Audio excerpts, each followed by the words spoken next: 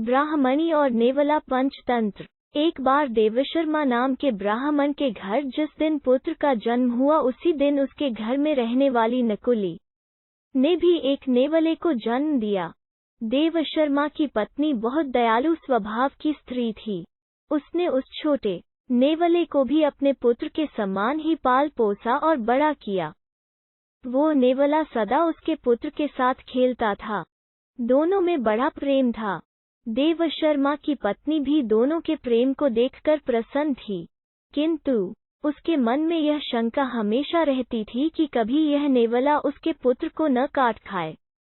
पशु की बुद्धि नहीं होती, मूर्खतावश वो कोई भी अनिष्ट कर सकता है। एक दिन उसकी इस आशंका का बुरा परिणाम निकल आया। उस दिन देवशर्मा की पत्नी अपने पुत्र को एक वृक्ष की छाया में सुलाकर स्वयं पास के जलाशय से पानी भरने गई थी। जाते हुए वो अपने पति देवशर्मा से कह गई थी कि वहीं ठहरकर वो पुत्र की देखरेख करे, कहीं ऐसा न हो कि नेवला उसे काट खाए। पत्नी के जाने के बाद देवशर्मा ने सोचा, नेवले और बच्चे में गहरी मैत्री है, नेवला बच्चे को हानि नहीं पहुंचाएगा। यह सोचकर वो अपने सोए हुए बच्चे और नेवले को वृक्ष की छाया में छोड़कर स्वयं भिक्षा के लोभ से कहीं चल पड़ा। दैववश उसी समय एक काला नाग पास के बिल से बाहर निकला। नेवले ने उसे देख लिया। उसे डर हुआ कि कहीं यह उसके मित्र को न डस ले, इसलिए वो काले नाग पर टूट पड़ा और स्वयं बहुत क्षत विक्षत होते हुए भी उसने नाग के खंड खंड कर दिए।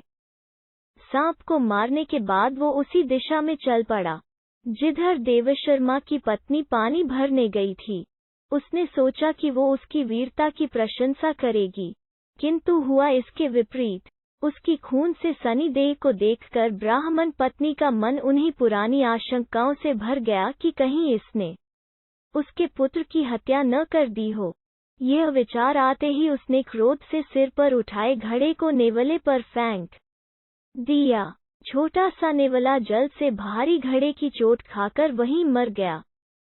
ब्राह्मण पत्नी वहां से भागती हुई वृक्ष के नीचे पहुंची। वहां पहुंचकर उसने देखा कि उसका पुत्र बड़ी शांति से सो रहा है और उससे कुछ दूरी पर एक काले सांप का शरीर खंड खंड हुआ पड़ा है। तब उसे नेवले की वीरता का ज्ञान हुआ। पश्चाताप से उसकी छाती फटने लगी। इसी बीच ब्राह्मण देवशर्मा भी वहां आ गया। वहां आकर उसने अपनी पत्नी को विलाप करते देखा तो उसका मन भी सशंकित हो गया, किंतु पुत्र को कुशलपूर्वक सोते देख उसका मन शांत हुआ। पत्नी ने अपने पति देवशर्मा को रोते रोते नेवले की मृत्यु का समाचार सुनाया और कहा, मैं तुम्हें यहीं ठहर कर बच्चे की देखभाल के लिए कह गई थी, तुमने भिक्षा के लोभ से मेरा कहना नहीं माना, इसी से यह परिणाम हुआ। सीख, बिना विचारे जो करे सो पाछे पछताए।